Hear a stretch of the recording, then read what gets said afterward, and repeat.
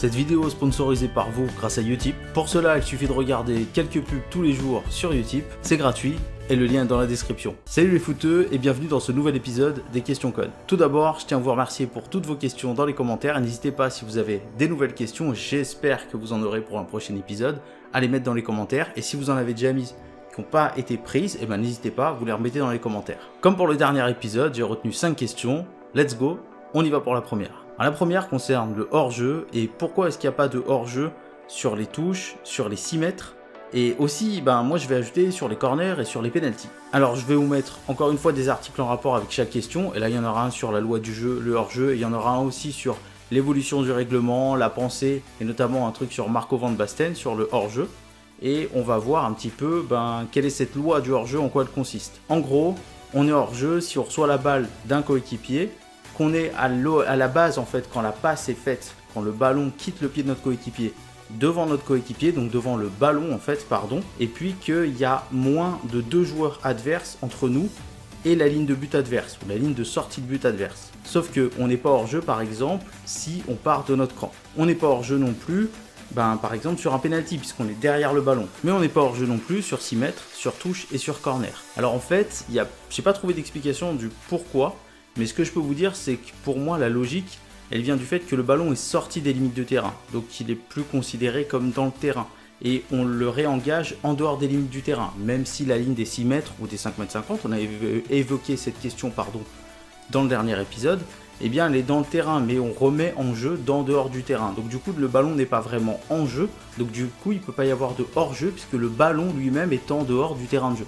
Voilà, c'est la raison pour laquelle je pense qu'il y a des hors-jeux sur coup franc, c'est parce que quand il y a faute, le ballon est considéré toujours comme dans le terrain, donc comme toujours en jeu, je pense. Si vous avez réussi à trouver des informations sur le pourquoi plus complémentaires, n'hésitez pas à les mettre en commentaire, mais c'est la déduction que j'en ai faite, un petit peu à la Sherlock Holmes, j'ai envie de dire. Passons à la deuxième question maintenant. Voilà, on a parlé d'une loi du jeu, on va couper un petit peu avec une autre question qui parle d'autre chose avant de revenir aux lois du jeu, et on m'a posé la question, quel a été le premier club créé des 5 grands championnats? Alors, 5 grands championnats, Angleterre, Allemagne, Italie, Espagne et France. Il y a d'autres championnats qui sont assez importants aussi, mais qui sont plus méconnus et moins médiatisés malheureusement. Et puis ceux-là comptent plus pour l'indice UEFA, bien sûr, même si la France va falloir se méfier quand même avec l'indice UEFA, avec les dernières prestations des équipes françaises, notamment cette année, c'est pas terrible. En tout cas, le club le plus vieux il se trouve en Angleterre et il s'agit de Wolverhampton.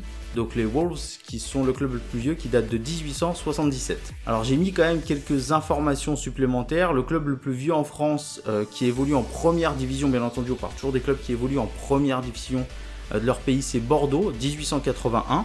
Le club le plus jeune en France c'est Dijon, créé en 1998. Et puis le club le plus jeune tout court que j'ai trouvé, c'est Spal en Italie, créé en 2013. Voilà, c'est tout simple, j'espère que ça répond à la question. Pourquoi un match de foot dure 90 minutes? Alors en vrai, je vais vous mettre un lien vers l'historique des lois du foot et comment ça a été défini, puisque c'est vrai qu'à la base, au début quand on jouait au foot, il n'y avait pas vraiment de loi là-dessus, 90 minutes.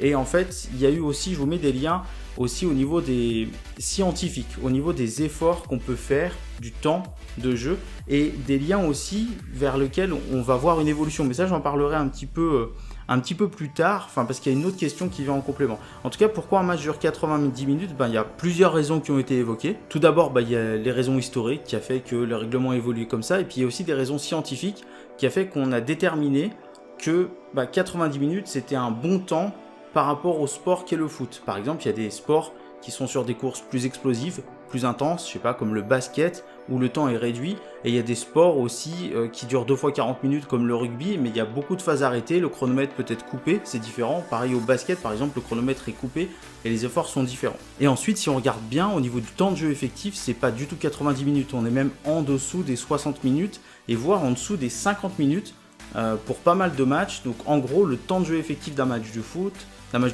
c'est pas du tout 90 minutes et le temps dure 90 minutes.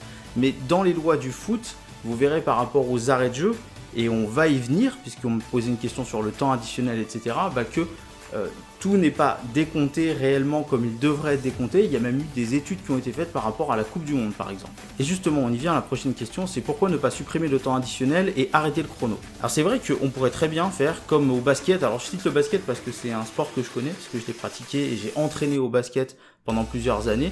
Et c'est vrai qu'on arrête le chrono sur les sorties, sur les fautes, dans certains timings. Au niveau du match, sur les paniers qui sont marqués, c'est-à-dire notamment en fin de match, il y a beaucoup d'arrêts de jeu comme ça, mais on arrête le chrono et il n'y a pas ce souci d'avoir un temps additionnel. Alors le truc, c'est qu'il y a eu des études de fait et on s'est rendu compte que ce serait peut-être pas une bonne chose d'arrêter le chrono en fait, parce qu'on pourrait penser que ça force les joueurs à aller plus vite et en fait non, ça forcerait pas forcément les joueurs à aller plus vite, sachant que en fait ils gagnent du temps, il y a des joueurs à des moments qui gagnent du temps. Mais là, le fait que le chrono soit arrêté, ça leur permettrait des pauses, de mieux souffler, donc on n'est pas sûr qu'ils se pressent plus pour les 6 mètres, etc. Et déjà, il faudrait faire appliquer les lois du jeu. Par exemple, la loi du dégagement de sortie de but en 6 secondes, honnêtement, elle n'est pas vraiment appliquée pour le gardien.